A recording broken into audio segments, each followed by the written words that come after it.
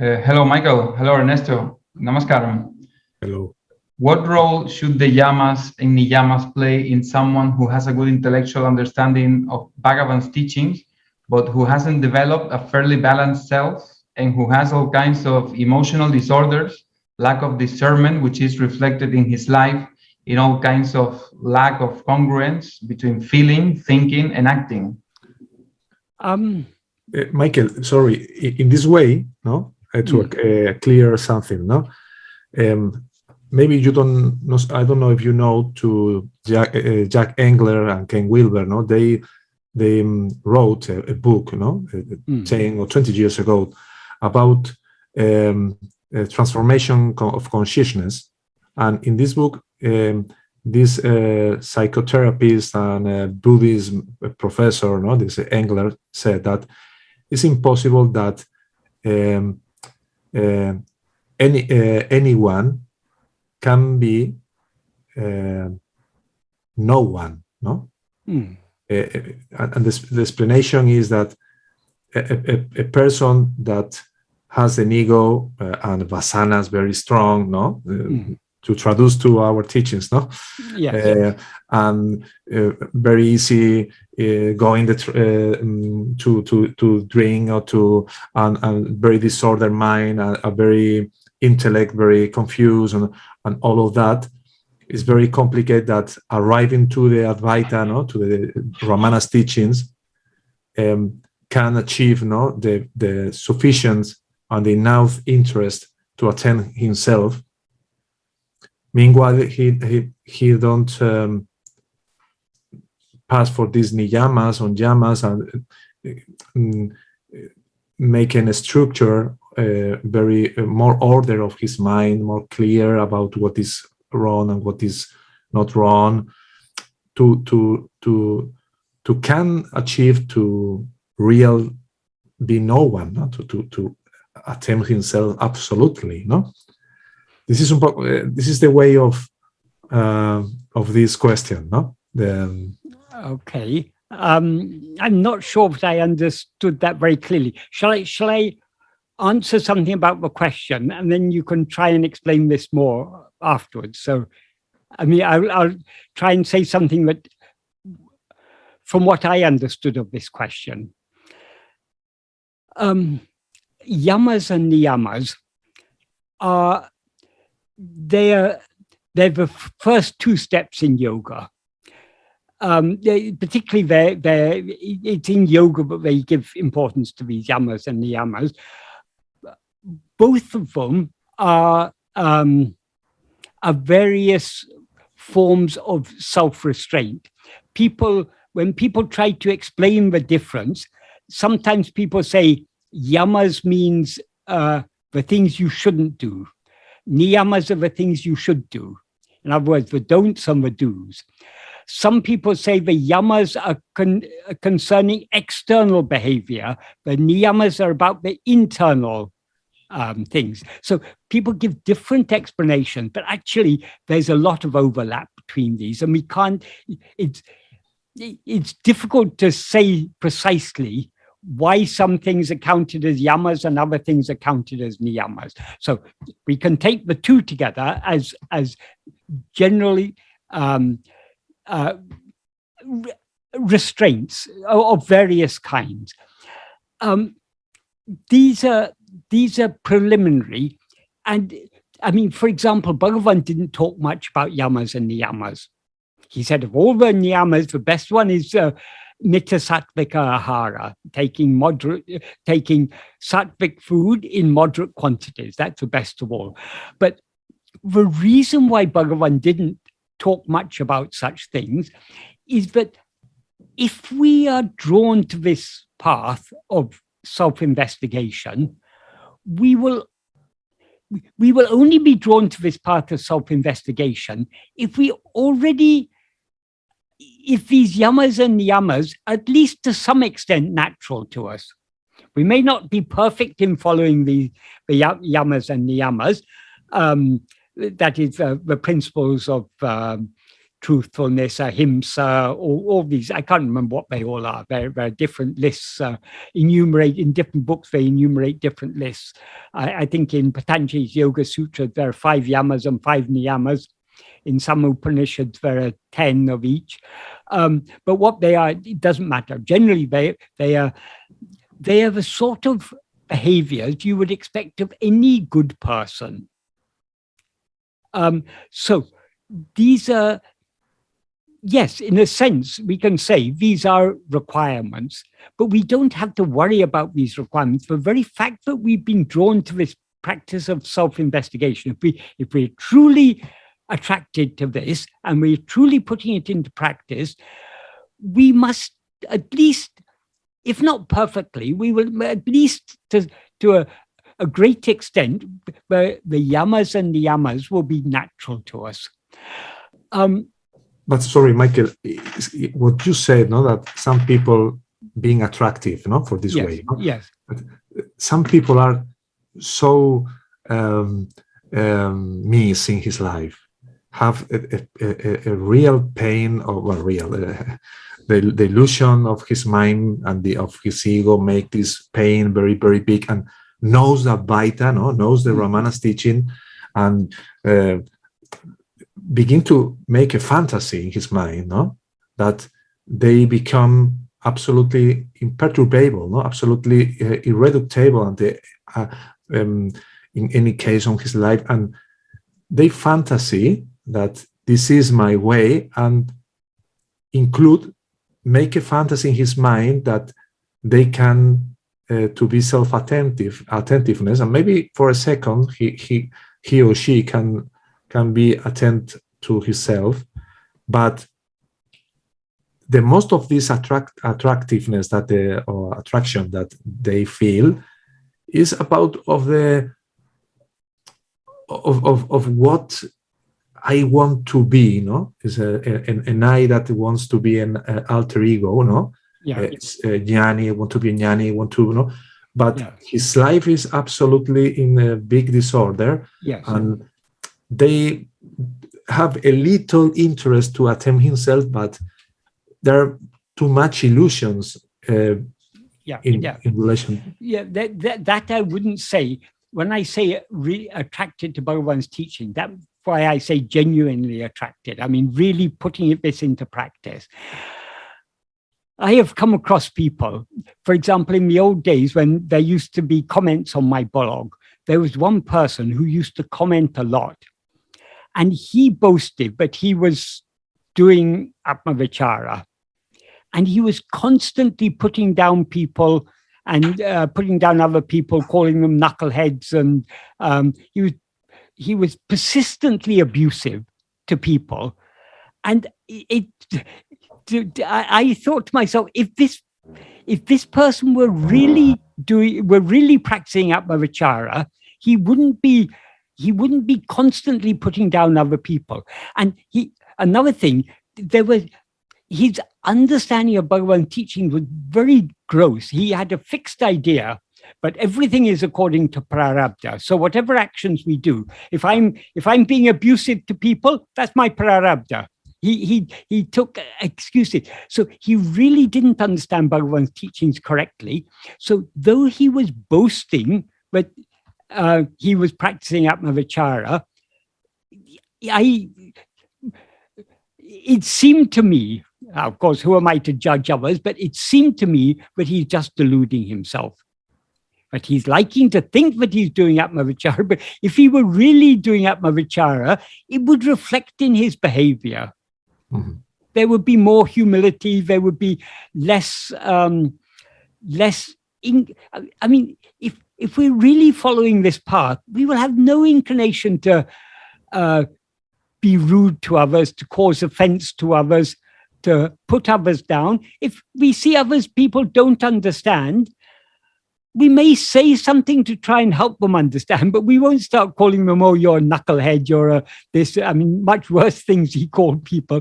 So some people may be deluding themselves, thinking that they're following this path, but they're not. Their actions will show, but they're really not following this path. But I'm talking, when I say people are attracted to this path, people who are really attracted to trying to humbly understand what Bhagavan has taught us and to try our best. We may not be succeeding, we may be failing in our attempt to turn within, but at least we have a genuine wish to do so. We are genuinely trying to do so. Those are the people who I say are attracted to Bhagavan, and such people, the Yamas and Niyamas will be natural to them. Regarding people who are deluding themselves, or people, as you say, people who think that this path is all about becoming a jnani. So that if I become a jnani, then I'll be an aggrandized I. I won't be just an ordinary I like all these other people. I'll be a very special person, because I won't be an ajnani, I'll be a jnani. So I'm not just an ordinary person, I'm a very special person. This is a complete misunderstanding of what the teachings are all about. There's no such thing as a self-realized person. If we're self-realized, if we're a jnani, we're not a person. If we're a person, we're not a jnani. So if we're really attracted to this path, we will read Bhagavan's teachings carefully, and we'll try and understand what Bhagavan is saying, and we'll notice that he says this here and he says that there. Are these two consistent? And we'll try and understand why in some contexts he says this, and in other contexts he seems to say other things. So we'll try and get a deeper understanding of why in certain contexts certain teachings are appropriate, and in other contexts deeper teachings are appropriate. So that is one of the hallmarks of following this path. There will be humility. We won't think ourselves, we will think ourselves worse than everyone else. That is what I mean when I say someone who is genuinely attracted to Bhagavan. Someone who thinks that by practicing self-inquiry, they're going to gain something. They're going to be somehow be they're going to become a jnani or be some grander type of person. They have not understood at all. And we're talking about people who have genuinely trying to understand and trying to put Bhagavan's teachings into practice. And sometimes when some people understand this, conclude that they don't need to continue study the Bhagavan's teachings because don't want more to be a self-realization, jnani or similar, and forget that the most large of these path is to drop off all what we don't not to drop, is what we don't really are, Yes. Yeah, I see. So in this, I don't know if you can correct me, Ernesto, if I'm wrong. I think what the question tries to convey is the sense that on an ego, on the level of ego, you have to develop a sense of self as ego, as not a weak person or not to have a mature ego in the sense of worldly pursuits, like on the level of relationships, jobs, emotions with people, relationship with people, and so on, before dropping all this idea that you are an ego to start with, But I don't know if because I know I've heard some videos by Ken Wilber and so on, but he also has a psychological background, or he talks about also the subconscious mind and many things that are compatible with the Indian philosophies and so on. Yeah, but I think that it includes that part on the part of the more European side of it, like Jung and so on. Mm-hmm. But that's my guess. Yeah? I don't really know Ken Wilber. Okay, I don't know anything about Ken Wilber. Regarding what you say, developed ego or whatever, that is, it's not exactly an ego. There must be a certain degree of maturity. Maturity comes with purification of the mind.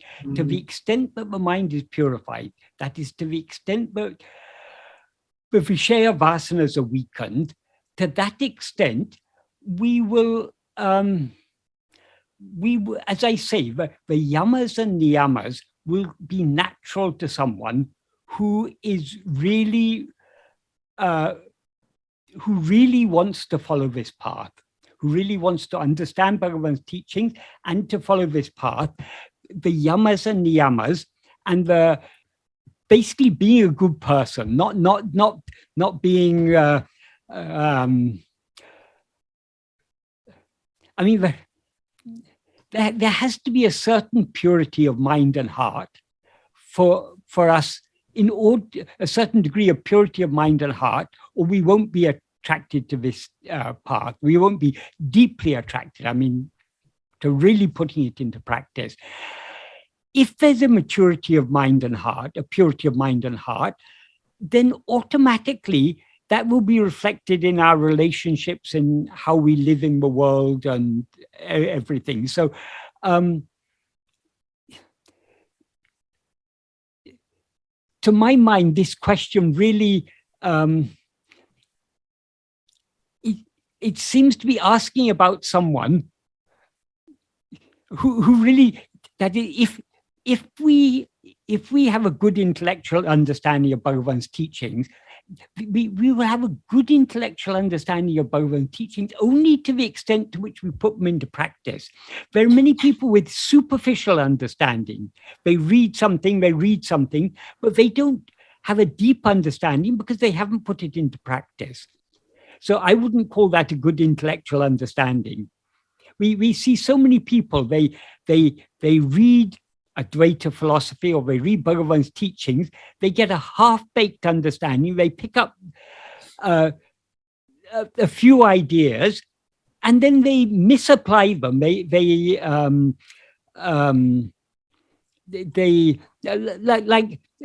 one thing that nowadays many people say, oh, there's no ego. Bhagavan says there's no ego. So yes, Bhagavan did say there's no ego, but he also said, if ego doesn't exist, everything doesn't exist. That is ultimately, the ultimate truth is there's no ego. But who then is seeing all this multiplicity? It's only when we rise as ego that all this multiplicity seems to exist. So though ego doesn't actually exist, it does seem to exist in the view of ego. So Bhagavan's teachings, Bhagavan, though he says the ultimate truth is that ego doesn't exist, and if you investigate it, you will find that truth for yourself.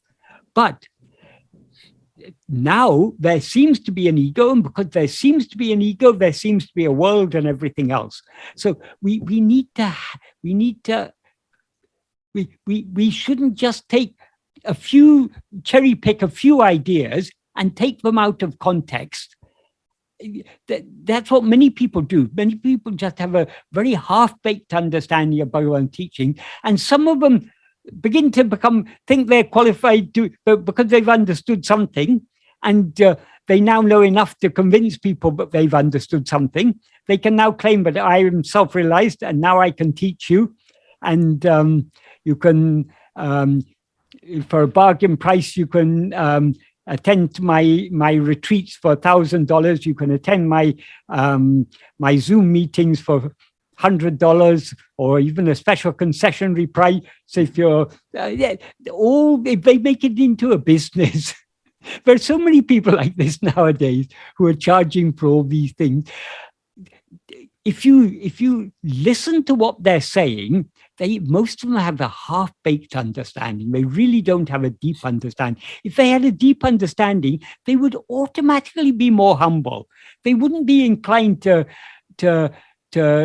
use these things for financial gain, or for gathering followers, or for aggrandizing themselves.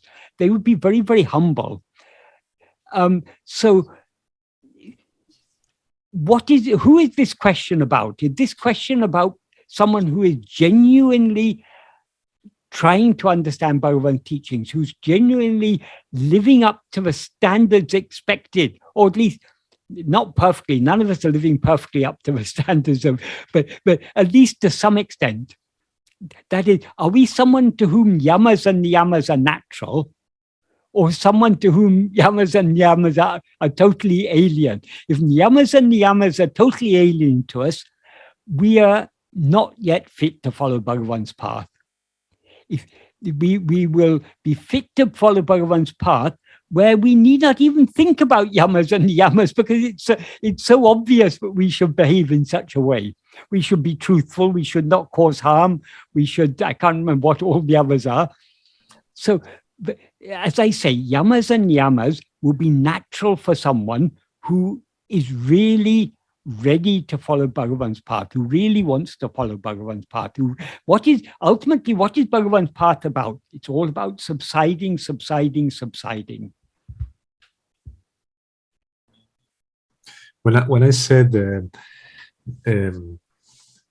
healthy ego, for example, no, if we speak, an ego is healthy, no, the ego is the problem, no, no, but in the way to disappear, no, as an ego, we can say mature, mature, no, maybe it's better. Mature ego is the result of the weakened vasanas, no? As we can reduce, no, the power of our vasanas.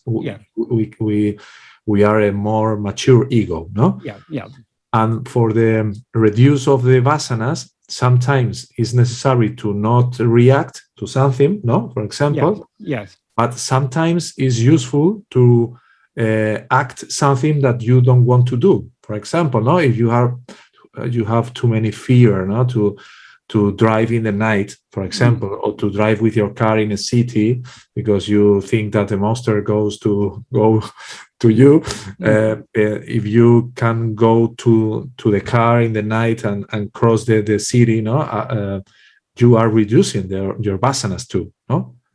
Because sometimes too many people only see the side, no, that don't react, but don't see the other side, that when you have fear or you are shy and you try to go to cross, no, your limitation, no, maybe it's a form too of reduce or weaken your vasanas.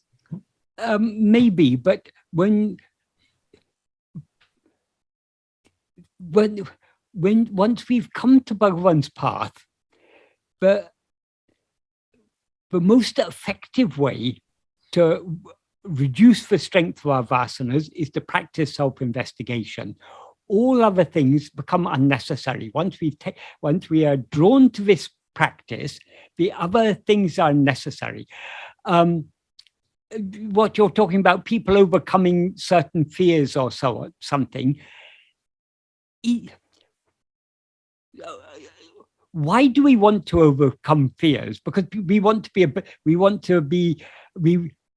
that is, having a fear of something is a type of handicap, particularly if it's an unreasonable fear, a phobia or something. It's a type of handicap, and that holds us back in this world. If we want to do well in this world, we need to overcome all our little fears and so on. So there can be different motivations for wanting to overcome fears. Supposing we've come to Bhagavan's path and we've got certain irrational fears, we won't be concerned about them. Okay, it's the nature of this person whom I now seem to be to have certain irrational fears. Let it be. We won't be concerned about it, because we're not concerned about the person we seem to be. We're trying to find out, who am I? So we're not trying to we're not trying to become a better person or trying to become a more I don't say it in this sense. No, it's when I confront, no, my fear.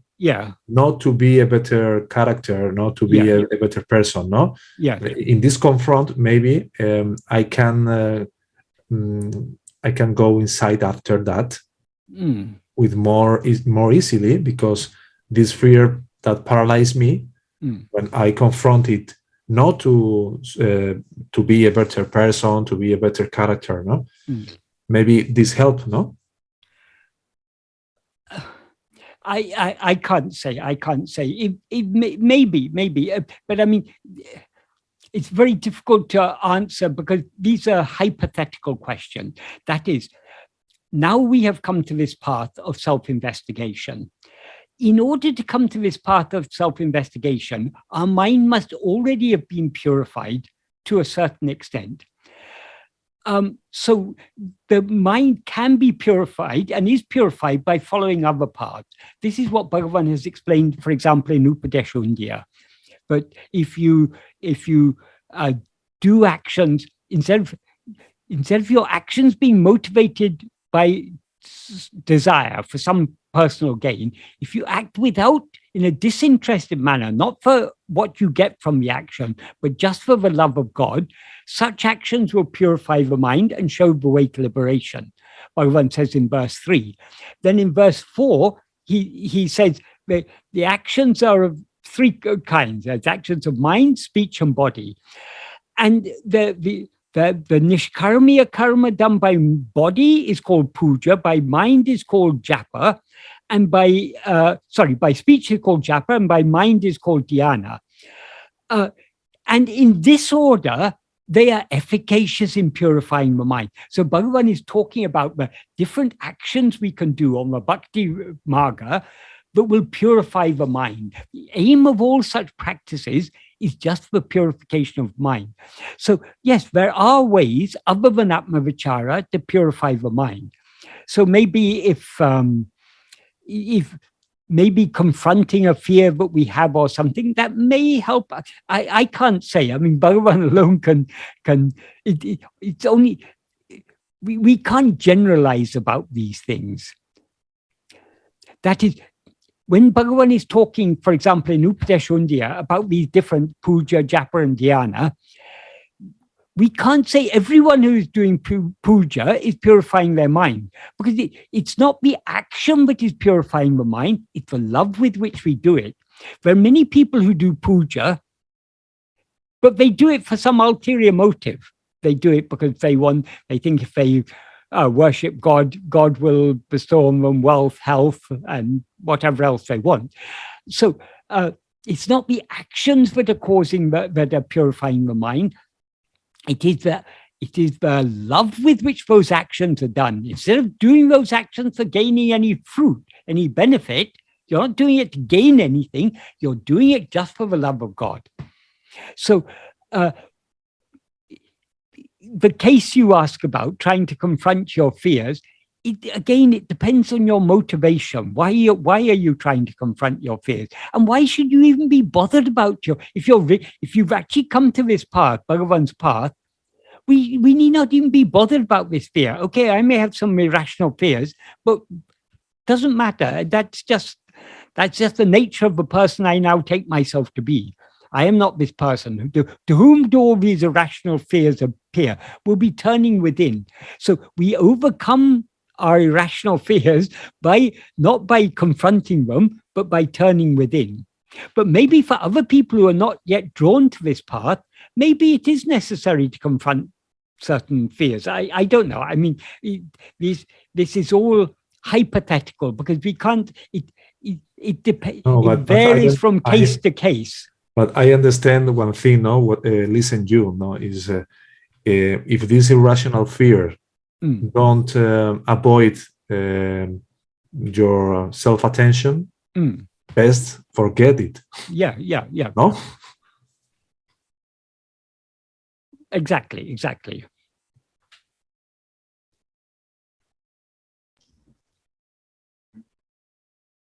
Yeah, so it's more on a level of psychology too. I mean, in a way, having a rational fear is part of the body we seem to be, and if it's not a hindrance to our self-investigation, they shouldn't pose a problem. What is a hindrance to self-investigation is lack of love to attend to ourselves. What is required in order to attend to ourselves? We must have great love to be self-attentive, and being self-attentive entails subsiding. So when I say love to be self-attentive, that means love to subside and to be as we actually are. Without that love, we cannot follow this path. We may say, oh, I don't have enough love. Does that mean that I'm unqualified? No. The very fact that we have even a liking to follow this path means at least there's a certain degree of love. If we use that love and try and however small our love may be, let us use it to try to attend to ourselves. The more we attend to ourselves, the more that love will grow. Other thing is that you are mature to follow this path. Yes. If we are not mature to follow this path, we will not be attracted to this. We will not be attracted to this path. The very fact that we're attracted to this path shows we have at least we have the minimum requisite maturity. Mm-hmm. I think it's a good indication what you gave, Michael, and yes. It's a good, maybe it's true word. Maybe the motivation is the key, no? Maybe motivation, people, absolutely, yes. Exactly. Do we want to subside or do we want to rise? That is the crucial question. If we want to subside, Bhagavan's path is for us. If we want to rise and achieve so many things in this world, this is not the path for us.